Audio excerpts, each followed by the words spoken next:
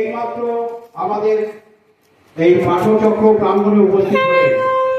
আমরা দেবদূত social welfare ফাউন্ডেশনের তরফ থেকে ওনাকে প্রণাম জানাই, নমস্কার জানাই।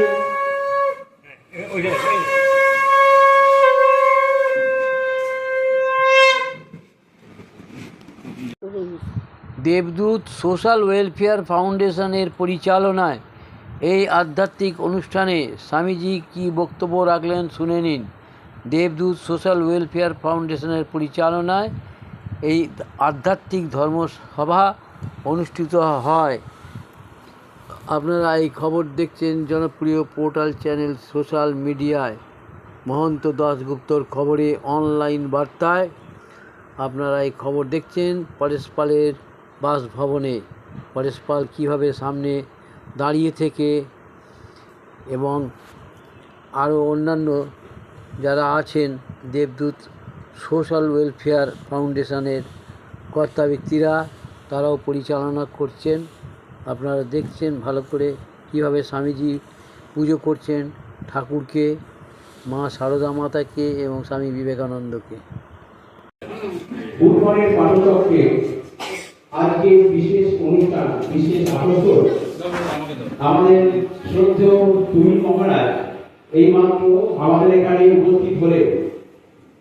উনি প্রথমে আমাদের ঠাকুর শ্রী রামকৃষ্ণ, মা সারদা ও স্বামী বিবেকানন্দকে অর্ঘ্য দিয়ে, পুষ্পস্তবক দিয়ে আগে বরণ করবেন, শ্রদ্ধা জানাবেন। তারপরে উনি নিজের হাতে প্রদীপ দিয়ে আরতি করবেন। আজকে আমরা সবাই আমাদের এখানে উপস্থিত হবে।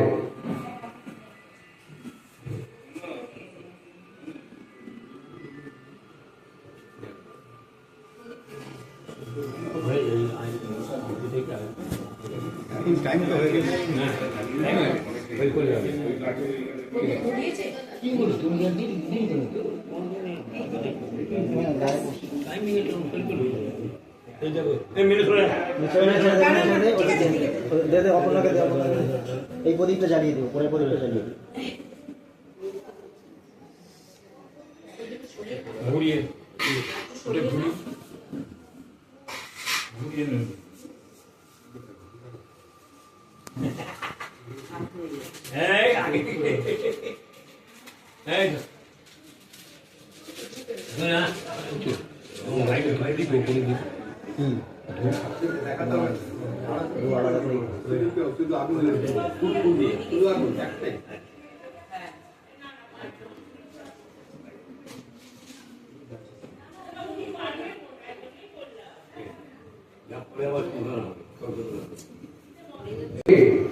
আজকে বিশেষ আকর্ষণ আমাদের শ্রদ্ধেয় তুহিন মহারাজ।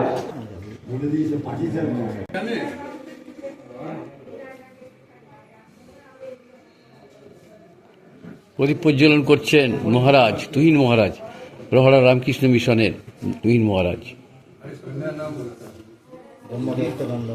ব্রহ্মতত্ত্বানন্দজি মহারাজ।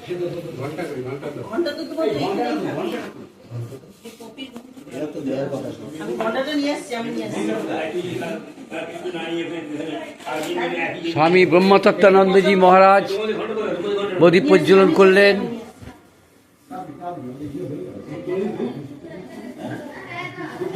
দেবদূত সোশ্যাল ওয়েলফেয়ার ফাউন্ডেশনের উদ্যোগে আজকে স্বামীজি, স্বামী বিবেকানন্দ, রামকৃষ্ণ পরমহংসদেব এবং মা সারদা দেবীর যে অনুষ্ঠান চলছে।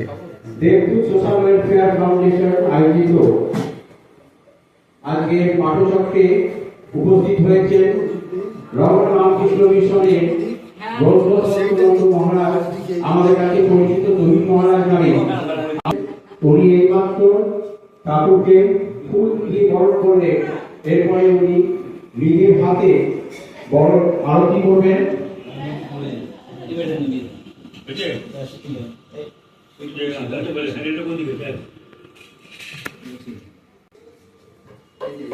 কাঠি দিয়ে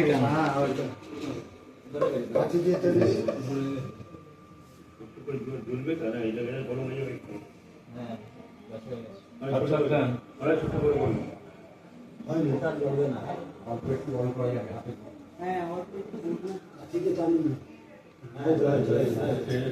ওটা বসিয়ে দাও। মহারাজ আরতি শুরু করছেন। আমরা বাইরে থেকে স্বামী ব্রহ্মদত্তানন্দজি মহারাজ।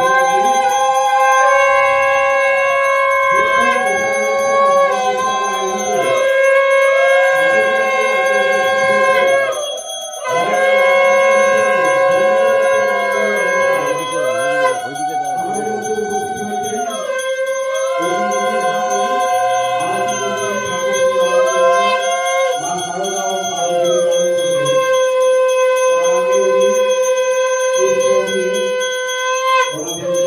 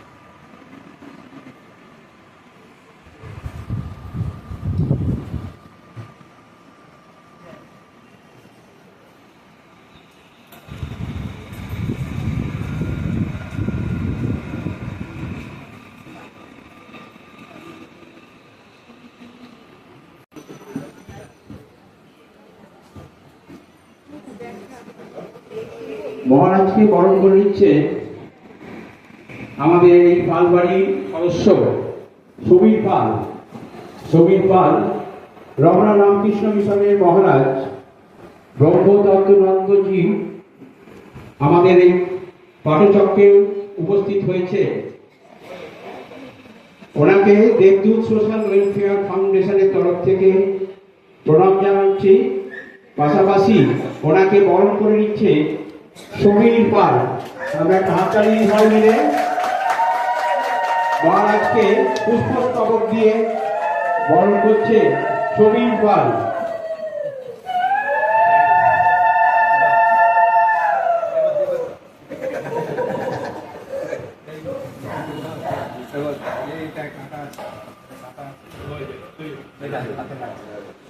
এইমাত্র মহারাজ ব্রহ্মদত্তানন্দজি মহারাজকে এইমাত্র বরণ করে নিলেন সমীর পাল। সমীর পাল এই মুহূর্তে আমরা আমাদের সবার তরফ থেকে ওনাকে প্রণাম জানাচ্ছি।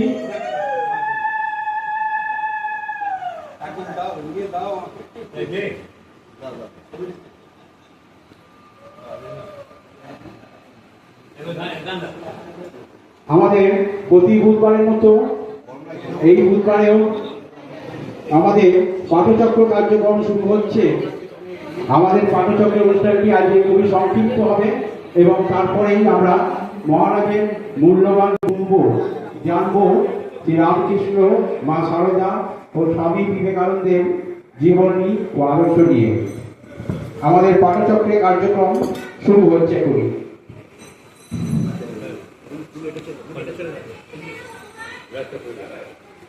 তুমি এটা চালিয়ে দাও, এর মধ্যে জল দিয়ে রাখো।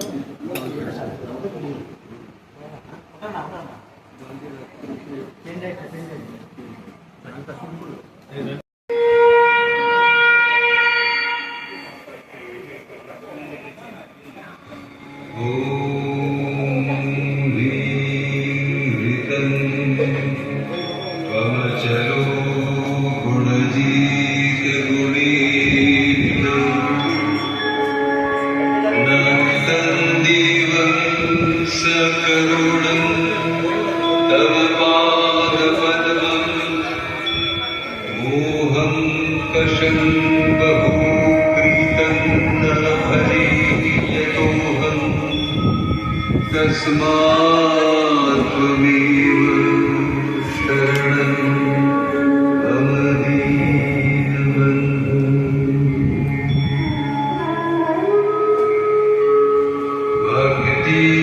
भक्तिर्भगश्च भजनं भवभेदकारि गच्छन्त्यलं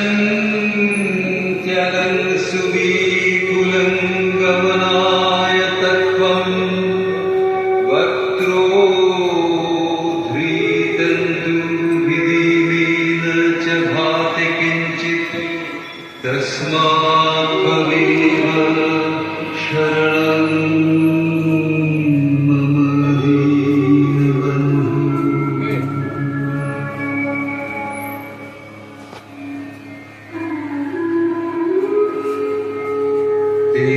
तेजसन्ति तरसा त्वयि तृप्ततृष्णा रागे कृते धृतपथे त्वयि रामकृष्णे मध्यामृतं तव पदं मरणोर्विनाशति तस्मात् त्वमेव शरणं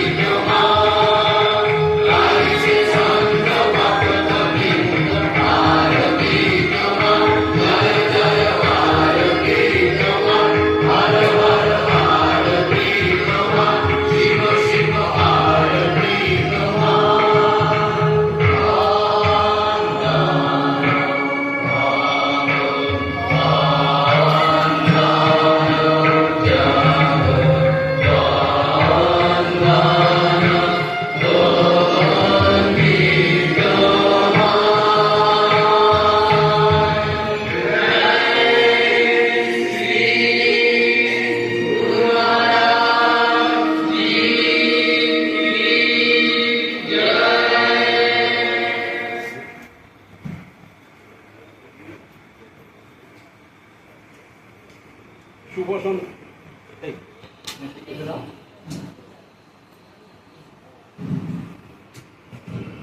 সন্ধ্যা। দেবদূত সোশ্যাল ওয়েলফেয়ার ফাউন্ডেশনের ব্যবস্থাপনায় আজকের এই পাঠচক্রে আপনাদের স্বাগত।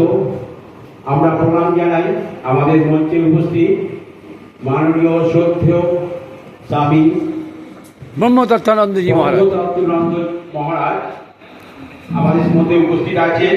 আমরা ওনাকে তুহিন মহারাজ বলেই জেনে এসেছি। উনি আমাদের আজকের পাঠচক্রে ঠাকুর শ্রী রামকৃষ্ণ, মা সারদা ও স্বামী বিবেকানন্দকে প্রথমে পুষ্পস্তবক দিয়ে, ফুল দিয়ে ওনাদের সম্মান জানালেন, শ্রদ্ধা জানালেন। তারপর আরতি করে আজকে আমাদের এই পাঠচক্রের অনুষ্ঠান শুরু করলেন।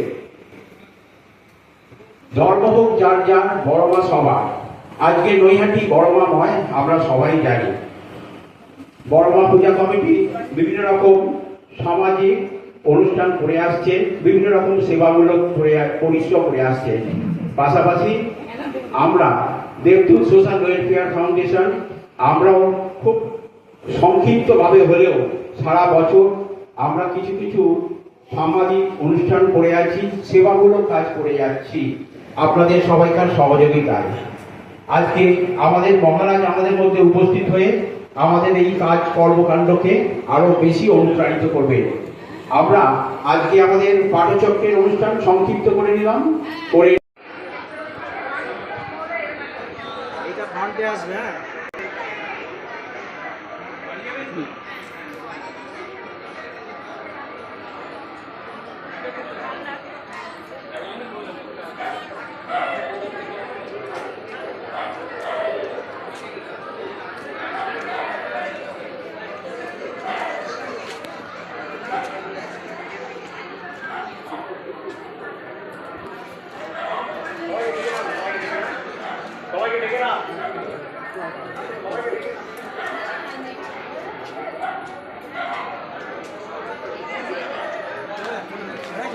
আছে তারা এখানে আসুন।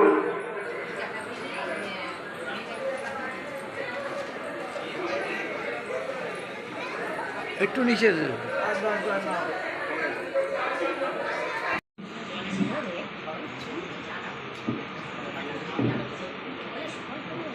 আমরা সবাই খুব ভাগ্যবান বলতে পারি।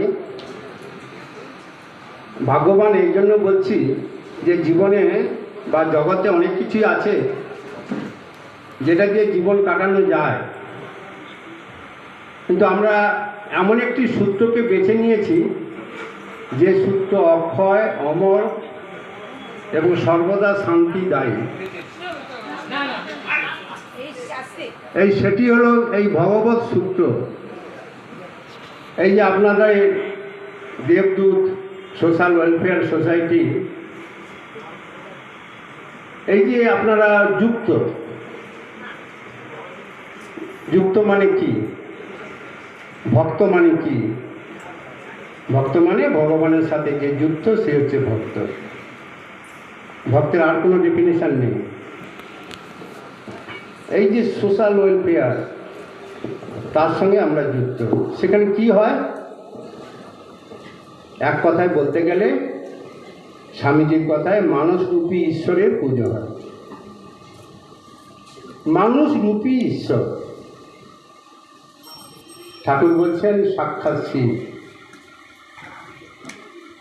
শিব জ্ঞানে জীবের সেবা। এই অনুষ্ঠানগুলো শুধুমাত্র অনুষ্ঠান নয়, এগুলো আমাদের হৃদয়কে বিস্তার করার সহজ পন্থা। আমরা হৃদয়টাকে ছোট করে ফেলি, যেখানে শুধু আমি আমি, সেটাকে বড় করলে হয়ে যায় তুমি তুমি তুমি। তাই যাদের চরণতলে এসেছি তাদের সকলকে প্রণাম জানাই। প্রথমে ওম সর্বধর্ম স্থাপকস্তং সর্বধর্ম স্বরূপকম আচার্যানাং মহাচার্য রামকৃষ্ণায় তে নমঃ।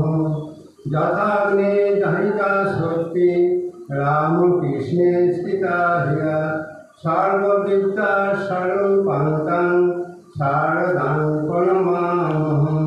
পরতত্ত্বে সদা লীন রামকৃষ্ণ সমাগয়া যো ধর্ম স্থাপনরত বীরে শান্তং নমামহং।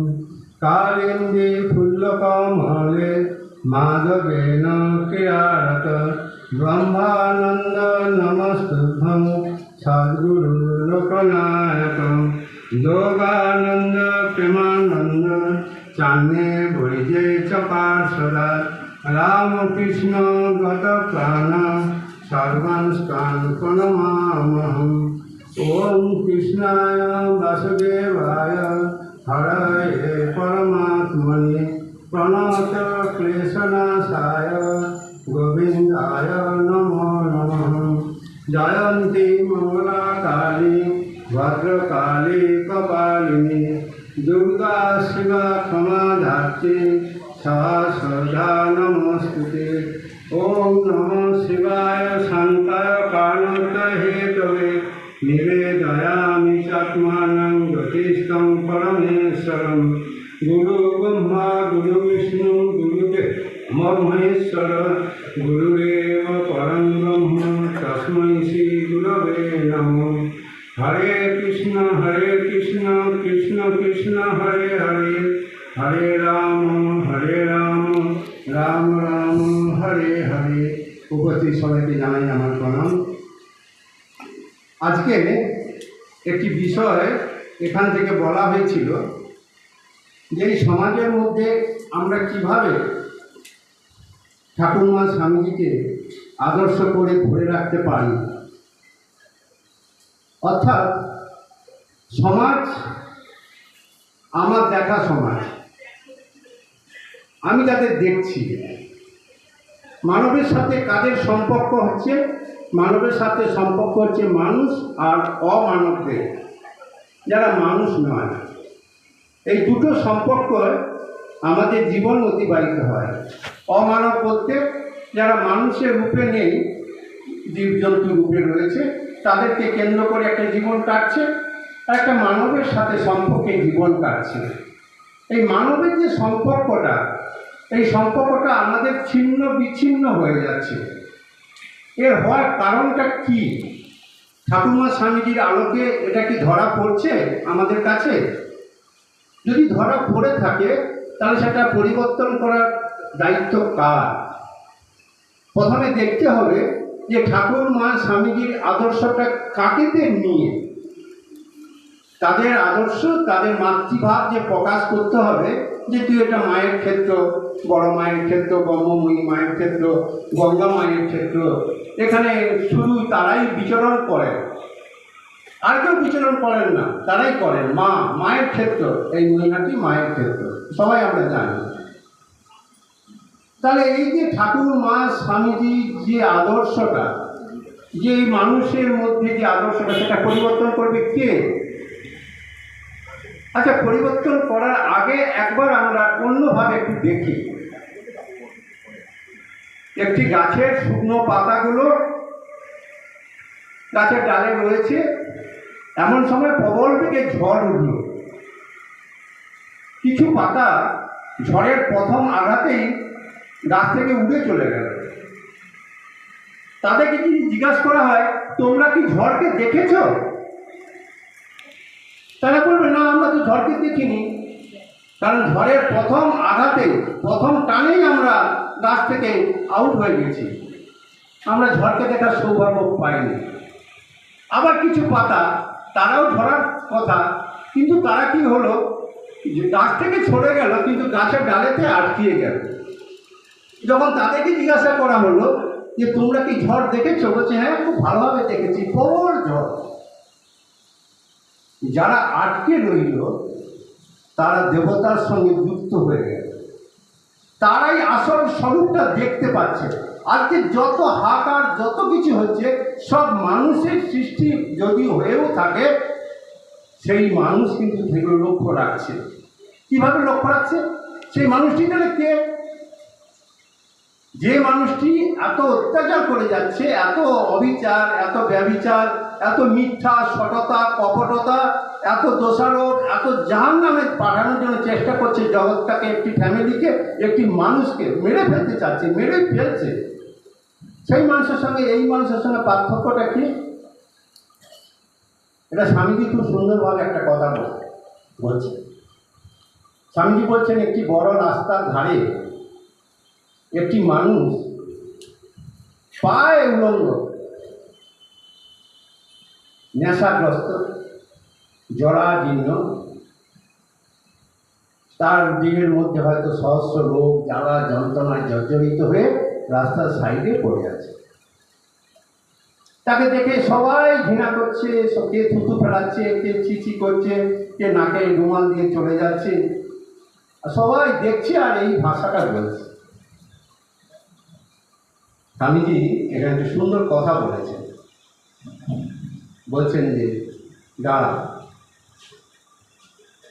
এই মানুষটি যে উপায়ে, যে যন্ত্রণাতে, যে কাজের জন্য এতটাই হয়েছে, এতটাই, যাকে আপনারা এতটাই ঘৃণা করছেন, এই রকম জীবন যদি আপনাদের কারো হয়, তাহলে এর থেকে যে আরো বেশি ক্ষতি খারাপ হতে পারে না এমন কিছু আছে? অর্থাৎ এই যে মানুষটিকে আপনারা ঘৃণা করছেন, এই মানুষটি যে অবস্থাতে এই অবস্থায় রূপান্তরিত হয়েছে, যে অবস্থা থেকে, সেই অবস্থাটা যদি আপনার জীবনে আসতো, আপনি যে এর থেকে আরো বেশি খারাপ হতে না, একথা কে বলিতে পারে? একথা স্বামীজি বলছেন। অর্থাৎ এখানে কি বোঝাচ্ছেন স্বামীজি? যে বললেন যে না, তুমি যাকে ঘৃণা করছো তাকে ঘৃণা করতে পারো না। কেন ঘৃণা করতে পারো না? না, ঘৃণা করতে পারো না এই জন্য যে তাকে যে সৃষ্টি করেছে, তোমাকে তিনি সৃষ্টি করেছেন। তাহলে ভগবানের সৃষ্টির রহস্য, তার দোষ দেখার অধিকার তোমাকে কে দিয়েছে? স্বামীজি এ কথা বলছেন। তাহলে কি স্বামীজি যে কথাটা বললেন যে তাকে তো ভগবান সৃষ্টি করেছে, আমি তো সৃষ্টি করিনি, তারও মা আছে, ছিল, আছে, আমারও মা আছে। তাহলে ওই লোকটিকে এতটাই আমরা ঘৃণা করছি, যে অবস্থাতে ও আজ এই অবস্থায় রূপান্তরিত হয়েছে, ওই অবস্থা যদি আমার জীবনে আসতো, ওর থেকে আরো খারাপ হতে পারতাম না, এর কথা কে বলিতে পারে? তাহলে মানুষকে ঘৃণা করার আগে নিজেকে ভাবতে হবে যে আমি কাকে ঘৃণা করছি। ঈশ্বরের দোষ দেখা, ঈশ্বরের কথা আলোচনা করার আগে আগে জানতে হবে ঈশ্বর কে, ঈশ্বর কোথায় আছেন, কোথায়। আজকে মঠ মন্দির অনেক কিছু দেখছেন, লক্ষ লক্ষ ইউটিউবে লক্ষ লক্ষ অবতারা দেবতারা লক্ষ লক্ষ আশীর্বাদ করছে, লক্ষ লক্ষ মানুষের দীক্ষা হয়ে যাচ্ছে, কোটি কোটি মানুষের দীক্ষা হচ্ছে। লাভ কি হচ্ছে? মনের প্রসারতা যদি না থাকে, মনের যদি তৃপ্তি না থাকে, মনে যদি ভালোবাসা না থাকে, মনের যদি শ্রদ্ধা না থাকে, তাহলে কি লাভ হবে? কিসের মন্দির, কিসের মন, কিসের, যদি মানুষকে ভালোবাসতে না পারলাম, কিসের জিনিস? আমরা সবাই ছোট থেকে বড় হই, আবার বড় থেকে ছোট হয়ে যায়, একটা সময় আসে আবার ছোট রূপান্তরিত হই। কেন না? এটা আমাদের আসল স্বরূপ। আমরা বড় হয়েছি অন্ন খাওয়ার জন্য, কিন্তু আমাদের স্বভাব সেই ছোট্টবেলাকার স্বভাব হয়ে গেছে, সেই মধু, সেই সততা, পবিত্রতা, ভালোবাসা, নিঃস্বার্থপরতা, সর্বোপরি সকলের মধ্যে ঈশ্বরকে দেখার যে ইচ্ছা। আগেকার দিনে ছোটবেলায় কি দেখেছি? মাকেই তো ঈশ্বর দেখেছি। ছোটবেলায় যা চোখ ফুটেছে, যখন যখন দৃষ্টিশক্তি আস্তে আস্তে করে এসেছে, প্রথম যাকে দেখেছি সেই তো আমার মা। আর তাকে নিয়েই তো আমার জীবন, আমার জীবনে যা পাওয়া, এটাই জীবন।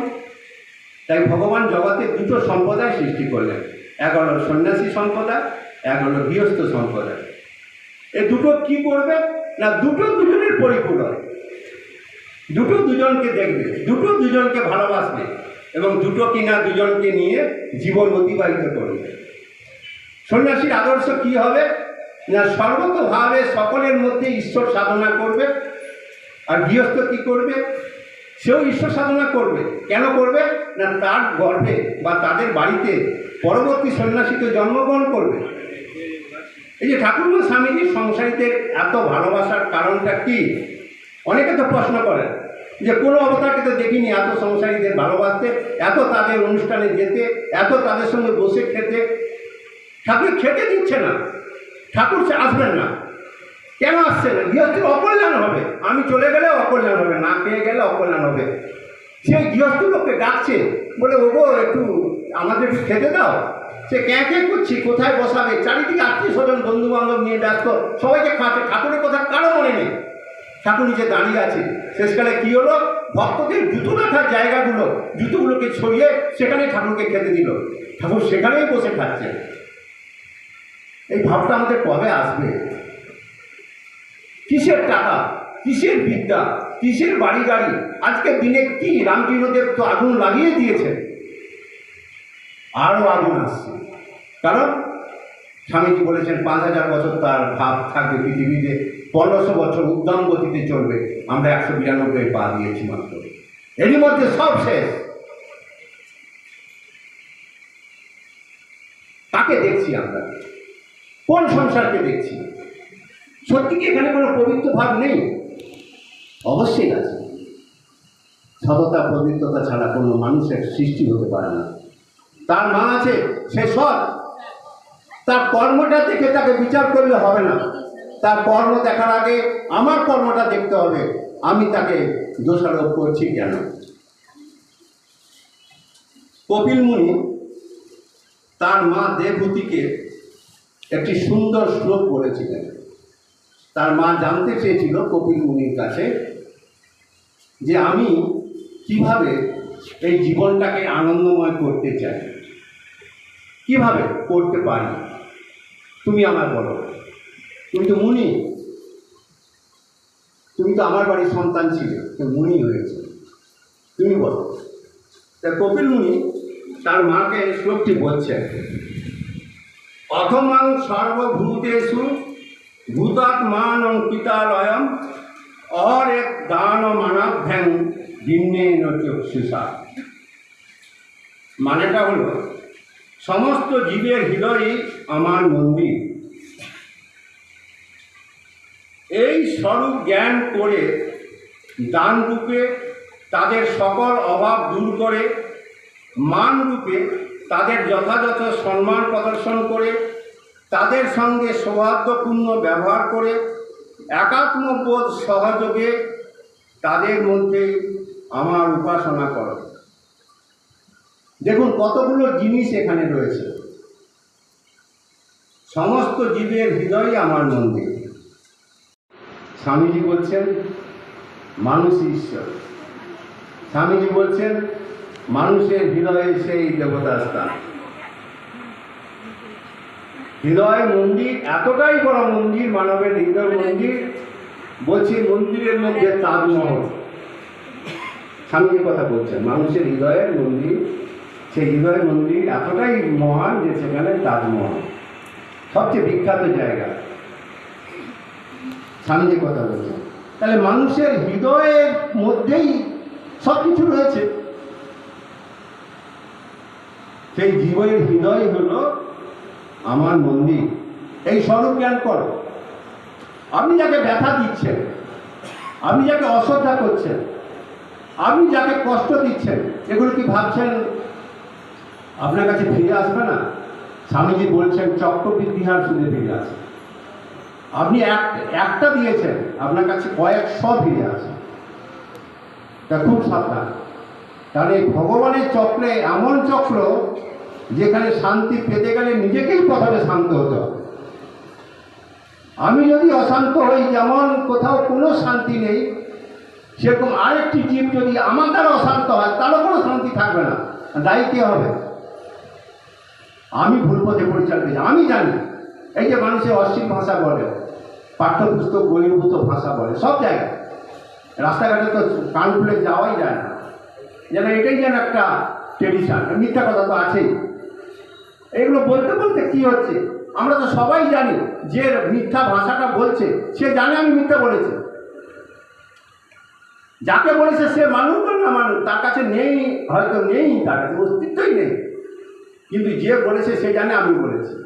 এখান থেকে রেহাই পাওয়ার উপায় নেই, কারণ সৎ বস্তু হৃদয়ে রয়েছে। সৎ দেবতা বলুন আর যাই বলুন, তিনি হৃদয় রয়েছেন, তিনি তো জানেন তুমি এই কথাটা বলেছ। আমরা যে মানুষকে কষ্ট দিই, মা বলছেন খুব সাবধান, আত্মপীড়া কখনো দেবে না। আত্মপীড়া ফিরে আসবে, তোমাকেই কষ্ট দেবে, কারণ একই আত্মা, কখনো ভাগ হয় না, আত্মপীড়া কখনো দিতে নেই। তাহলে জীবের হৃদয়ে আমার মন্দির, এই স্বরূপ জ্ঞান করো প্রথমে। তাহলে আমি যাকে বলছি, আমি যার সঙ্গে অসত্য ব্যবহার করছি, যাকে যাকে বলছি, সেখানে কিন্তু আমি নিজে দায়ী। আমি জানি আমি এটা বলেছি, এটা মোছা যায় না। হয়তো আপনারা অনেক কিছুই ভাবছেন, আমি অনেক কিছু ভাবি, এই রামকৃষ্ণের সঙ্গে থেকে মোছা যায় না। তাই সর্বদা ঠাকুরের কাছে প্রথমেই প্রার্থনা করতে হবে, সকালে উঠে যাকেই দেখিব তাহার মধ্যে তোমাকে দেখিব, এইটুকু কৃপা করে আমাকে এই দৃষ্টিটুকু দাও, আর কিছু আমি চাই না। সকালে এই প্রার্থনাটুকু করুন, বেঁচে যাবেন, এক কথাতেই বেঁচে যাবেন, যে ঠাকুর আজকে সকালে যাকেই দেখবো তার মধ্যে তুমি আছো জেনে তার সঙ্গে যেন সেই ধরনের ব্যবহার করতে পারি, এবং তার মধ্যে তোমাকে যেন দেখতে পাই। সব সমস্যার সমাধান শেষ একটা জিনিসে, যেটা আমরা করে থাকি। আমাদের এই 1500-1600 জন সাধু গোটা ওয়ার্ল্ড চুষে বেড়াচ্ছে। এখন চীন আর আবু তাবু বড় বড় তাদের জায়গা দিচ্ছে, তাদের আশ্রম করতে বলছে। রামকৃষ্ণ মিশন কিছু দিনের মধ্যে হয়তো এইসব কান্ট্রিতে ঢুকে যাবে। তাহলে এখানে উপায়টা কি? কেন এটা দরকার? না, ঠাকুরকে যদি আমি দেখতে পাই, আমার সব কিছু পাওয়া হয় না। আমরা ঠাকুরকে ডাকি এই জন্য, ঠাকুরের সব কিছু আছে, সবটাই পজিটিভ, নেগেটিভ। ঠাকুর বলছেন, খুব সুন্দর কথা, দক্ষিণেশ্বরের ঘটনা, যে তোরা কেন আসিস? আমি তো তোদের নাম জানি না, তোরা কে কি পাস করেছিস, তোদের কার কি পরিচয়, তোদের বাড়িতে কে আছে, তোদের কটা বাড়ি, কটা গাড়ি, কত টাকা পয়সা, আমি তো কিছুই তোদের জিজ্ঞাসা করি না, তোরা কেন আসিস? দেখুন ঠাকুরের পরিচয় কোনোদিন জিজ্ঞাসা করছেন না, তোর নাম কি, কোথা থাকিস, তোর বাবা মার নাম কি, তোর কত বাড়ি, কত গাড়ি, আমরা এগুলোই আগে জিজ্ঞাসা করি। তার মানে কি? ওর হাসি, ওর কান্না আমার মনটাকে তো আলোকিত করছে। তার সঙ্গে কি দুষ্টু মন যুক্ত হয়ে ওকে ক্রিটিসাইজ করার জন্য আরেকটি চক্রান্ত করছে। এই তো তুই বলেছিলি এই আছে সেই আছে, আজকে কাঁদছিস কেন? ওই যে একবার শুনে নিয়েছি তোর এই আছে। তার মানে কি? আমরা সর্বদাই প্রস্তুত ওকে নিয়ে আলোচনা করার জন্য, আর আমি নিজে কি আলোচনা করলাম? কিছু না। তা ঠাকুর জিজ্ঞাসাই করছেন না, তোর বাবার নাম কি, বাড়ি কোথায়, তোর কি টাকা পয়সা, তোর ঘর বাড়ি কত, তোর কি আছে, কিছু জিজ্ঞাসা করছে না ঠাকুর, শুধু ভালোবেসে যাচ্ছে। এই ভালোবাসার কাছে সবাই মাথা নত করেছি আমরা, আপনারাও করছেন। মা ঠাকুর সবই এক, জগতে দ্বিতীয় কিছু নেই। সেই ভালোবাসার ধারা ঠাকুর সুন্দরভাবে বলেছেন। সেই ছাদে জল হয়েছে, জল পাইপ দিয়ে নামছে, সে কোথায় সিংহের মুখ, কোথায় বাঘের মুখ, কোথায় সাপের মুখ।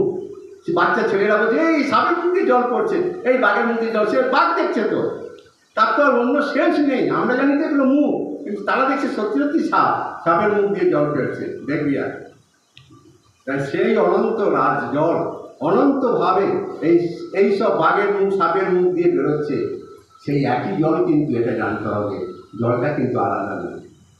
তাহলে এই যে মন্দিরের মধ্যে তিনি বিরাজ করছেন, এটি কিন্তু প্রথমে জানতে হবে, প্রথমেই প্রার্থনা হবে যেন তোমাকে সর্বতভাবে সমানভাবে সবসময় দেখতে পাই, যাকেই দেখবো তার মধ্যেই যেন দেখতে পাই।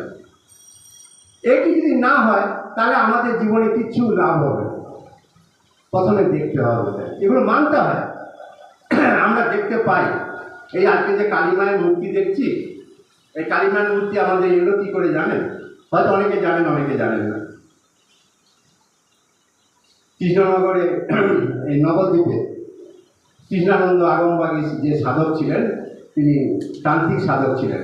নবদ্বীপে আমাদের চৈতন্য মহাপ্রভুর সমসাময়িক, সেই যন্ত্রে তন্ত্রে পুজো করতেন, মাকে ডাকতেন, মাকে ডাকতে ডাকতে মাকে পুজো করতে করতে তার মনে মধ্যে ভাব এসছে, মা চিরকাল তো এই পুজো করে গেলাম, তোর কি আসল রূপটা কেমন দেখতে পাবো না? সেটা তো আপনার পরে মায়ের কাছে, আসল রূপটা একবার দেখা না মা, তুই কেমন দেখতে সেটা একবার দেখি। এই যে বিশ্বাস, সে বিশ্বাস করতে করতে কাঁদতে কাঁদতে কাঁদতে কাঁদতে অবসন্ন হয়ে একটু ঝিমিয়ে পড়েছে। এমন সময় মা বলছেন, কৃষ্ণানন্দ দেখ, আজকে যখন যাবি না গঙ্গা স্নান করতে, যাকে প্রথম দেখবি সেটি হবে আমার মূর্তি। বাস চারিদিকে তাকিয়ে দেখে কিচ্ছু নেই, ঘরের মধ্যে একা কাত হয়ে পড়ে আছে। দেখলো যে সন্ধিক্ষণ হয়ে এসছে, রাত শেষ হতে চলেছে, ভোর আসছে, অল্প আলো অল্প আধার। একটি গামছা কোমরে পরে একটি গামছা কাঁধে নিয়ে গঙ্গা স্নানে যাচ্ছেন।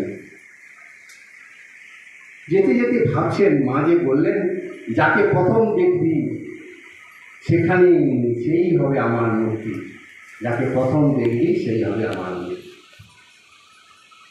যেতে যেতে এক গোপ রমণী, 18 বছর বয়স, 19 বছর বয়স, খালি গা, চুল খোলা, কোমরে একটা সামান্য কাপড় জড়ানো, সামান্য কাপড়, আর হাতে ওই মাটি এবং গোবর মিশানো একটা তাল, আর এক হাতে দেওয়ালে লেপন করছে। এই দেখে কৃষ্ণানন্দ থমকে দাঁড়িয়ে গেছে। যে দাঁড়িয়ে গেছে ওর ছায়া ওই যুবক মেয়েটির গায়ে দিয়ে পড়েছে। যেই পড়েছে মেয়েটা লজ্জা পেয়ে গেছে। লজ্জা পেয়ে ঘাটটা ঘুরিয়ে তাকিয়ে জিভ কেটে দাঁড়িয়ে পড়েছে। এই যে রূপটা হলো মা কালীর রূপ। তাহলে দেখুন ঠাকুর কি বললেন, পড়ার থেকে শোনা ভালো, শোনার থেকে দেখা ভালো। ঠাকুর বলেছেন পড়ার থেকে শোনা ভালো, শোনার থেকে দেখা ভালো। দেখলে কিন্তু মনে থাকবেই থাকবে, কিন্তু ইউটিউব বা টিভিতে মনে থাকে না। কেন জানেন তো? এগুলো মিথ্যা, উল্টো। এগুলো আমাদের সামান্যতম একটু আনন্দ দান করে, আর বাকিটা মনে থাকে না। কেন থাকে না? মিথ্যা। এই আমি কেমন দেখতে, স্বামীজি কথা বলছেন, আমি কেমন দেখতে আমি যে জানি না। আমরা আয়নার সামনে দেখি তো, আয়নার সামনে বারবার কেন যাই? নিজেকে দেখার জন্য। কেন যাই? বারবার যাওয়ার দরকারটা কি? নিজেকে ভুলে যাই।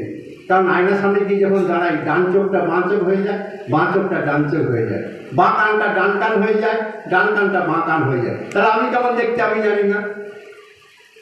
এবার বারবার ভুলে যাচ্ছি, বারবার আয়না দেখছি। এটি হলো আমাদের স্বভাব। তাহলে আমি নিজেকেই জানি না আমি কেমন, আমি অপরকে বলছি তুই খুব সুন্দর, তুই খুব সুন্দর। সুন্দর সম্বন্ধে ব্যাখ্যা আমাদের কিছু জানা নেই। তাহলে প্রথম হলো আমাদের হৃদয় জ্ঞান। হৃদয় মন্দিরের মধ্যে তিনি সর্বদা রয়েছেন, আমার মধ্যে যিনি রয়েছেন, সকলের মধ্যে তিনি রয়েছেন। এই জ্ঞানটি করতে হবে। এবার তাকে কি করতে হবে? পরবর্তী বলছে যে তাকে স্বরূপ জ্ঞান করে দান রূপে তাদের সকল অভাব দূর করো। অভাব মানুষের কি অভাব? ঠাকুরের কাছে কি অভাব আছে আমাদের? ঠাকুরের কাছে কোনো অভাব নেই। ঠাকুর খাওয়াতে ভালোবাসেন, ঠাকুর শোয়াতে ভালোবাসেন, ঠাকুর ঘর বাড়ি করে দিতে ভালোবাসেন, ঠাকুর সব কিছু করতে পারে। এক ঠাকুরকে ডাকলে আর কিছু দরকার নেই। ঠাকুর নিজেই বলছেন সারদা মাকে দেখিয়ে, এই ছবি যে ঘরে পুজো হয় ওই ঘরে অন্ন কষ্ট হয় না, সাক্ষাৎ লক্ষ্মী। ঠাকুর মা আবার ঠাকুরকে দেখিয়ে বলছে এই ঘরে যে ছবি থাকে তাদের অন্ন কষ্ট হয় না। দেখুন অবস্থা। প্রথমেই আমাদের ক্ষুধা দূর করে দিলেন মা অন্নপূর্ণা, আর শিব এসে দূর করে দিলেন।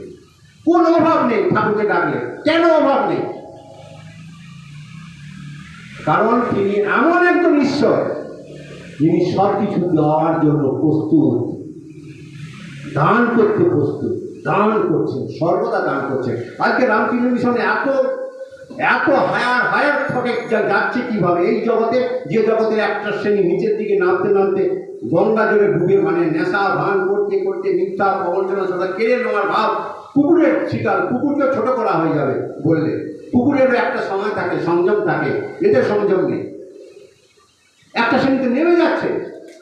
কেন নেমে যাচ্ছে? তাদের উঠার ক্ষমতা কোথায়? তারা না পেয়েছে ভালো পাঠ্যপুস্তক, না পেয়েছে ভালো টিচার, না পেয়েছে তাদের ভালো পরিবেশ, না পেয়েছে তাদের জীবন তৈরি করার জন্য কোনো অবলম্বন তারা পায়নি। তারা কোনো কিছু মানে না। না মানলে কি করে হবে? আমাকে যিনি পাঠালেন, বাবা মাকে যে শ্রদ্ধা করতে পারে না, সে কি করে জগৎকে শ্রদ্ধা করবে? এটা কখনো হয় কি? যে বাবা মাকে প্রণাম করে না, সে জগৎকে প্রণাম করবে কিভাবে? ঠাকুর দেবতা যাদের কাছে স্থান নেই, তাদের কাছে ভালো ভাব কি করে আসবে? ভালো ভাব দিতে পারে তারা যারা ভালো ভাব গ্রহণ করেছেন, ভালো ভাব ধারণ করেছেন, ভালো ভাব নিয়ে জীবন কাটাতে সদা প্রস্তুত। মৃত্যু হবে, যারা সামনের দিকে তাকায়, পেছনে কখনো তাকায় না, তাদের দিকেই মানুষ ছুটে যায়।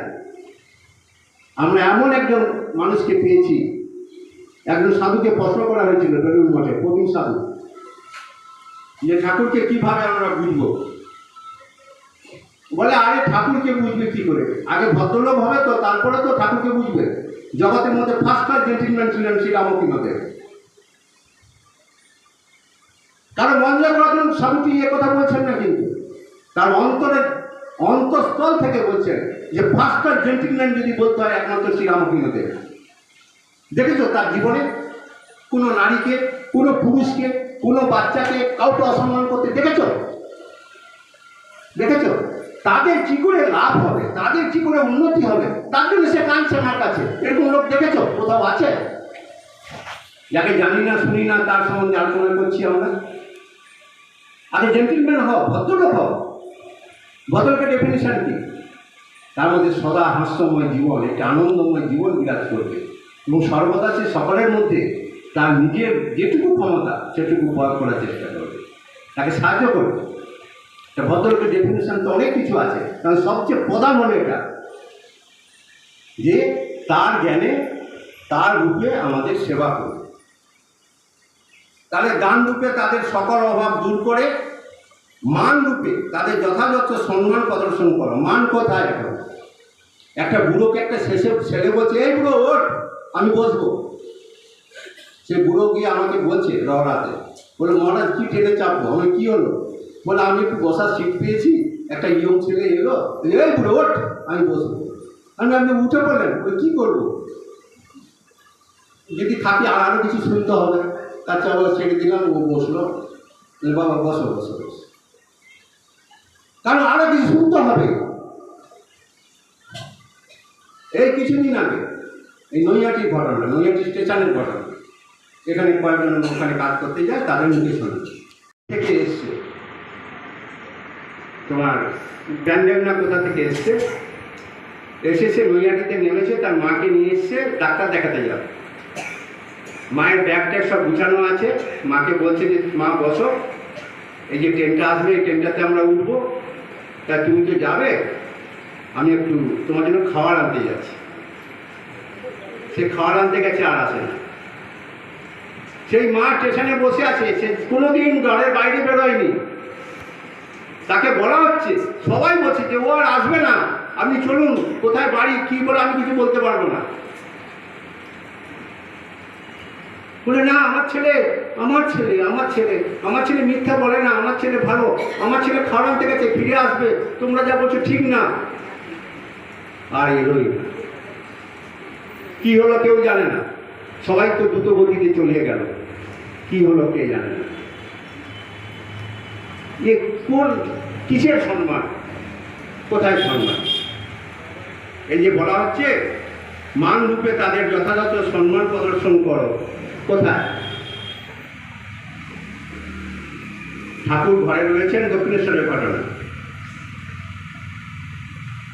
একটু শুয়ে পড়েছেন ঠাকুর। এমন সময় লক্ষ্মী দিয়ে এসছে মনে করে, দরজাটা খোলার আওয়াজ পেয়েছেন, চলে যাচ্ছে, বলে দরজাটা বেরিয়ে দিয়ে যাস।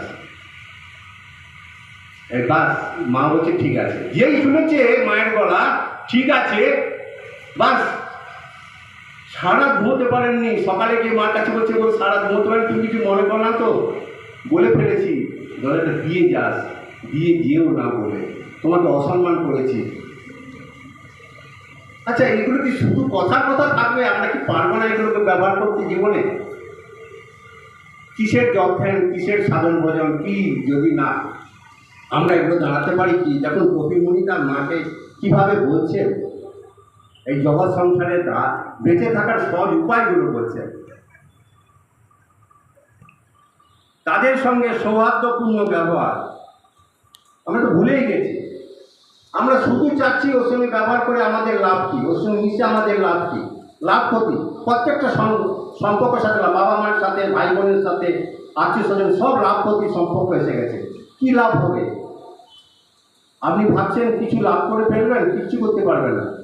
কারণ কতগুলো জিনিস ভগবান রেখে দিয়েছে নিজের হাতে, সেগুলো কারো হাতে দেননি। জন্ম, বিবাহ, মৃত্যু, এই তিনটে কিন্তু অবশ্যম্ভাবী।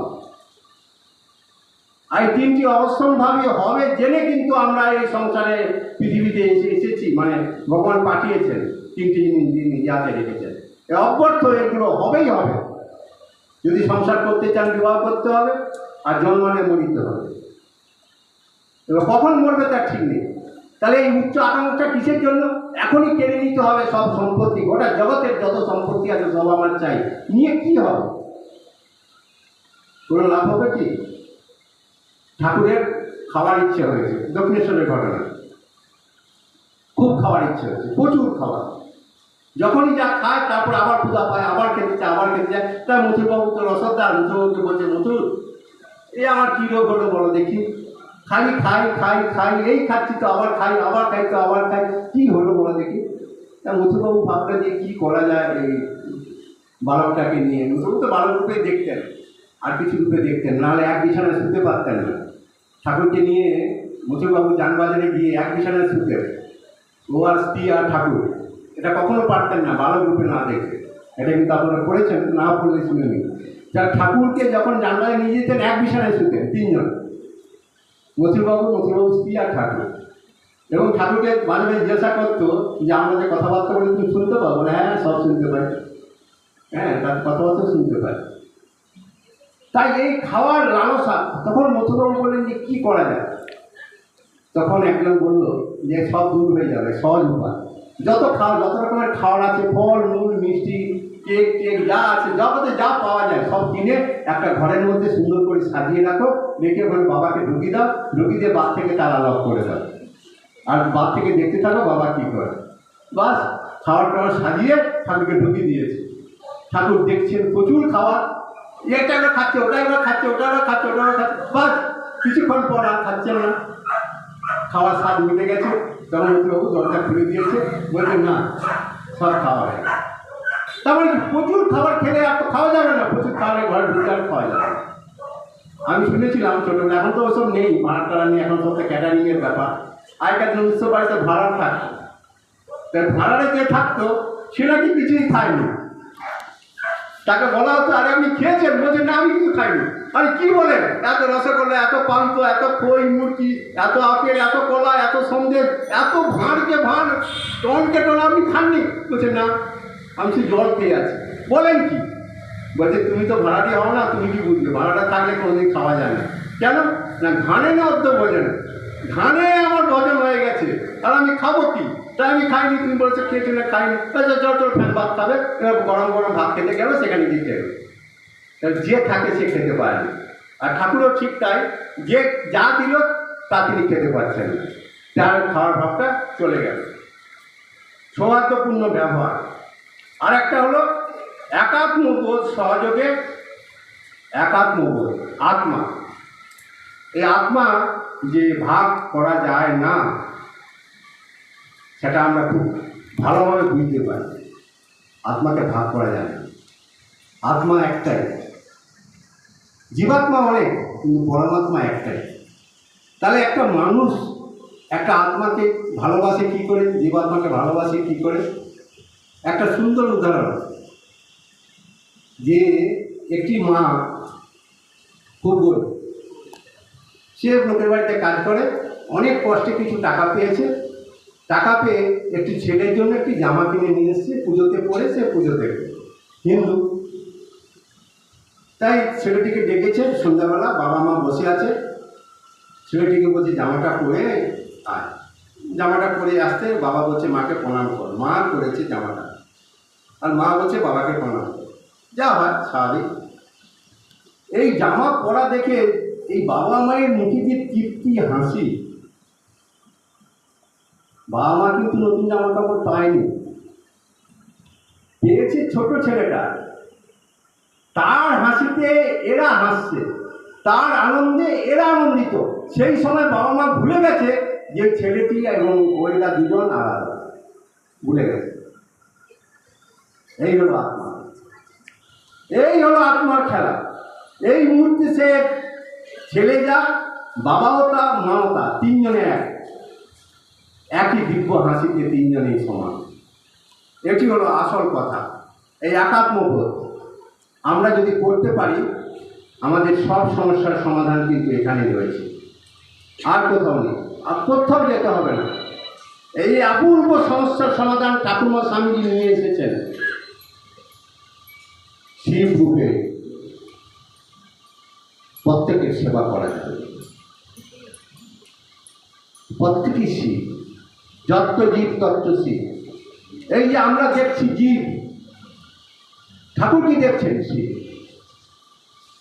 তাই ঠাকুরের এরকম হয়েছিল, লোককল্যাণ লোককল্যাণ লোককল্যাণ।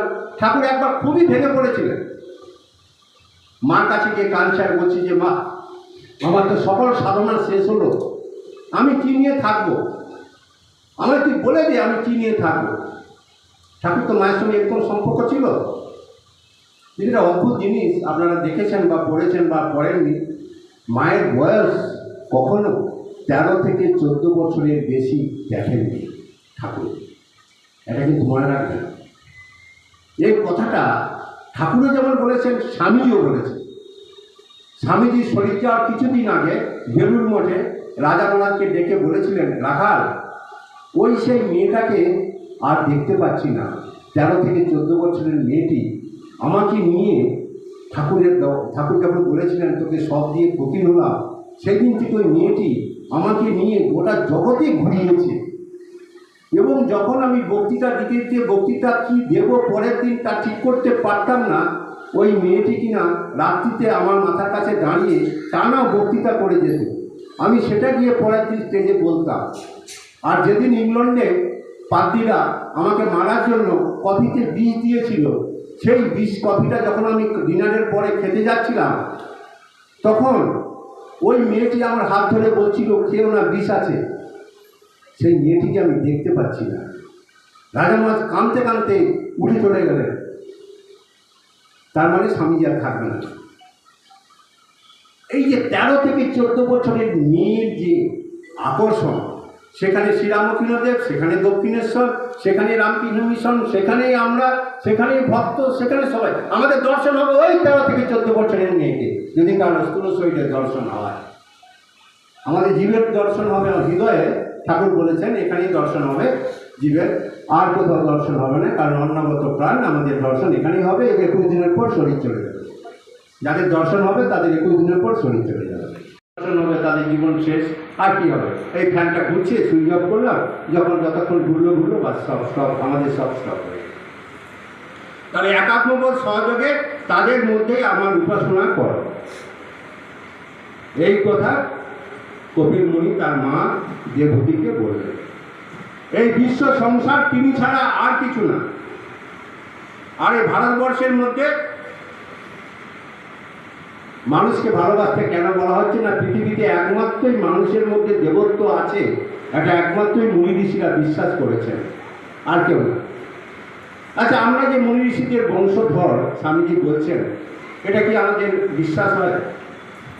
অনেকের হয়, অনেকের হয় না। কিন্তু যখন মন্দিরে পুজো দেয়, তখন যখন গোত্র জিজ্ঞাসা করা হয় তোমার গোত্র কি, কেউ বলছে কাশ্যপ, কেউ বলছে ব্যাস, কেউ বলছে সান্দিগ্ধ। এরা কে? এরাই তো আমাদের বংশধর। তাহলে আমরা মুনি ঋষিদের বংশধর নয় বলছি কেন? এই গোত্রটা মনে রাখবেন, যার যার গোত্র পুজো তো দিতে যান, এই যে বলে রাখুন উমুক নাম সান্ডেল্য গোত্র, উমুক নাম কাশ্যপ গোত্র, উমুক নাম এই। তার মানে কি আমরা তার বংশধর? তাহলে আমরা মুনি ঋষিদের বংশধর। তাহলে মুনি ঋষিদের বংশধর হয়ে আমরা অমানবিক কাজ কেন করব? এই কাজের প্রেশার তো আমাকেই দিতে হবে। একটি মানুষকে চেনা বড় কঠিন, আমরা চিনতে পারবো না, জীবনেও পারবো না। কারণ একটি মানুষকে পুরোপুরি ব্যক্ত করা যায় না, ব্যক্ত করতে পারে না।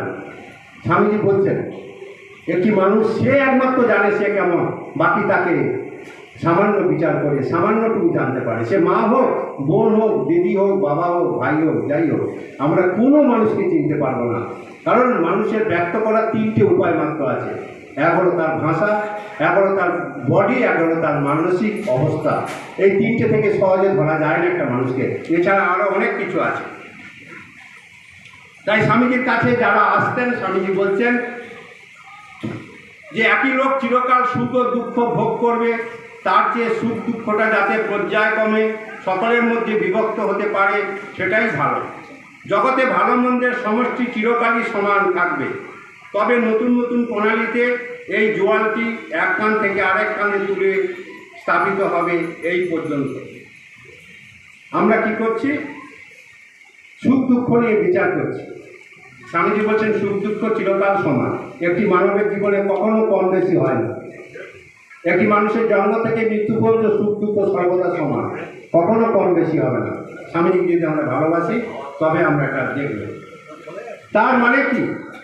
আমরা যতক্ষণ সুখে থাকি, যতক্ষণ দুঃখে থাকি না কেন, সেই আদর্শরূপ মানুষটাকে তো আমরা ধরে রেখেছি। সে আদর্শ মানুষটা কে? আমার মধ্যে যিনি রয়েছেন তিনি। সে যে রূপে ডাকো, শিব, কালী, দুর্গা, যে রূপে ডাকা না হোক না কেন, যেই আমার ভিতরে রয়েছে সেই হলো আমার আসল মানুষ, সে আমার আসল পরিচয়। তাই নিজের সত্তাকে সর্বদা ডাকতেই হবে। নিজের সত্তা ছাড়া কোনো কিছুই সম্ভব নয়। হয় একটা আদর্শকে ধর, বাইরে ঝাঁপিয়ে পড় এবং তার জন্য জীবন উৎসর্গ কর, কিংবা অল্পে সন্তুষ্ট থাকো, বাস্তববাদী হও, আদর্শকে খাটো করে বিয়ে করো, সুখের জীবনযাপন করো। হয় ভোগ নয় যোগ। হয় এই জীবনটাকে উপভোগ করো, আবার সব কিছু ছেড়ে ছুড়ে যোগী হও। দুটি একসঙ্গে লাভ করার কারো সাধ্য নেই। আমাদের সমালোচনা সব থেকে বেশি। মানুষ ভুলে যায় যে আমরা বাবা মায়ের গর্ভ থেকে জন্মগ্রহণ করেছি, মায়ের গর্ভ থেকে, এটা মানুষ ভুলে যায়। আমরা যে আপনার বাড়ির ভাই বা বোন, এটা ভুলে যায়। সর্বদা আমাদেরকে একটা সন্দেহ বিষয় চোখে দেখার এই সমাজে কি লাভ হচ্ছে জানেন? ওই লোকটি আমাদের সমালোচনা করতে করতে ওই লোকটিকে 12টা বাজছে। যে একদিনও খেতে দেয় না একটা সন্ন্যাসীকে, সে আমাদের খাওয়া নিয়ে আলোচনা করে। যে একদিনও একটি সন্ন্যাসীকে একটু বস্ত্র টুকরো দেয় না, সেই বেশি কাপড় চুপড় নিয়ে আলোচনা করে। যে একদিনও নিজের পয়সা খরচা করে একটি সন্ন্যাসীকে একটু কিছু কেনার জন্য সাহায্য করে না, সেই বেশি আলোচনা করে। যে দেয় সে কখনো বলে না। কেন বলে না? সে যে জ্ঞানে দিয়েছে সেই জ্ঞানটা তার ঈশ্বর প্রদত্ত প্রাপ্ত। ধরেন সন্ন্যাসীকে দেওয়াটা কি, এটা নিয়ে ঠাকুরের কাছে একজন গৃহস্থ ভক্ত তিনি পরিষ্কার করে বলেছিলেন এবং ঠাকুর তার উত্তর দিচ্ছিলেন। তিনি গেছিলেন কাশিতে যাওয়ার পরে অনেক জায়গায় ঘুরেছেন, অনেক সন্ন্যাসীকে দেখেছেন। ঠাকুর বলছেন, সন্ন্যাসীদের কিছু দিয়েছ? বলছে না। কেন? না, দিলে তো ওরা গাঁজা খাবে, নেশা করবে, কাজ করবে। ঠাকুর গম্ভীর হয়ে গেল।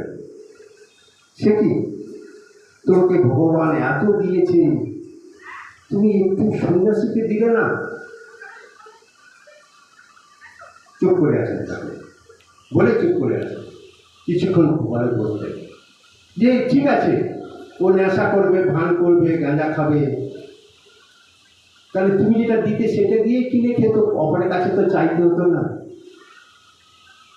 তুমি দিতে পারবে। কেন দিতে বলছি জানো? ঠাকুর বলছেন ছেড়ে এসেছে, ও যে ছেড়ে এসেছে, ও তো তোমাদের মতো আয় করতে পারত, ছেড়ে এসেছে। তাই সন্ন্যাসী কিছু দিতে হয়, কিছু দিতে হয়। ঠাকুর এখানে থামলেন না। ঠাকুর বললেন অর্থের সৎ ব্যবহার করতে হয়। অর্থের অসৎ ব্যবহার, যারা অর্থকে আঁকড়ে ধরে থাকে তাদের অর্থ চারজনে খায়, ডাকাত, ডাক্তার, উকিল আর বস ছেলে। আর যারা অর্থকে ভালোবাসে না, দান করতে চায় তারা 4 জনকে দান করে, ভগবান, ভক্ত, সাধু আর দরিদ্র লোককে দান করে। সৎ ব্যয়। এটি যারা জানে না তাদের অর্থ এইভাবে নষ্ট হয়। তাই আমি বলছি, তুমি কিছু দিলে না, দেবে, সন্ন্যাসীদের দেবে, যেভাবে সে জীবন কাটাক না, তোমার দেখার তো দরকার নেই। তখন প্রশ্ন করছে, এই যে সন্ন্যাসীরা দিনের পর দিন বাড়িতে বাড়িতে ঘুরে বেড়ায়, তারা খালি খাওয়ার চায়, এটা চায়, সেটা চায়, তাদের দিয়ে আমাদের লাভ কী হবে? আমাদের গৃহস্থ, আমাদের কী লাভ হবে? ঠাকুর বিরক্ত হয়ে বলছেন, তুই দিবি না, দিবি না। যদি দিস, ওই সন্ন্যাসী জীবন জন্মান্তরে যদি কোনো সুফল থাকে, তার ভাগ তুই পাবি। দিবি না, দিবি না। ঠাকুর বিরক্ত হয়ে গেছে, তপ করছেন তো। যদি ওই সন্ন্যাসীকে তুই সাধু জ্ঞানে সেবা করতে হবে, যে ঘুরে বেড়াচ্ছে বাড়ি বাড়ি, যদি তুই সাধু জ্ঞানে যথার্থ সেবা করে থাকিস, ওর জন্মান্তরে যদি কোনো সুফল থাকে, তার ভাগ তুই পাবি। সুতরাং এটি জানতে হবে। সেকেন্ড হ্যান্ড মোবাইল কিনবেন বা বিক্রি করবেন, এক্সচেঞ্জ করতে চান পুরনো phone? Pappu mobile, Naihati, Hazinagar, fire ব্রিগেডের ঠিক পাশে। আপনার মোবাইলের সেরা ঠিকানা। Samsung, Redmi, Realme, Oppo, Vivo, iPhone সহ যে কোনো ব্র্যান্ডের মোবাইল এখানে পাবেন 50 থেকে 80% ছাড়ে, তাও আবার গ্যারেন্টি সহকারে। হোলসেল ও রিটেল দুই পাওয়া যায়। এছাড়াও আছে mobile cover, tempered glass, earbuds, smart watch, এক ছাদের নিচে সব। দোকান খোলা থাকে প্রতিদিন সকাল 10টা থেকে রাত 10টা পর্যন্ত। আজই চলে আসুন পাপ্পু মোবাইলে। যোগাযোগের ফোন নাম্বার 9748482727। এছাড়াও ফেসবুক, ইউটিউব, ইনস্টাগ্রামের মাধ্যমে আপনি সরাসরি যোগাযোগ করতে পারেন আমাদের সাথে।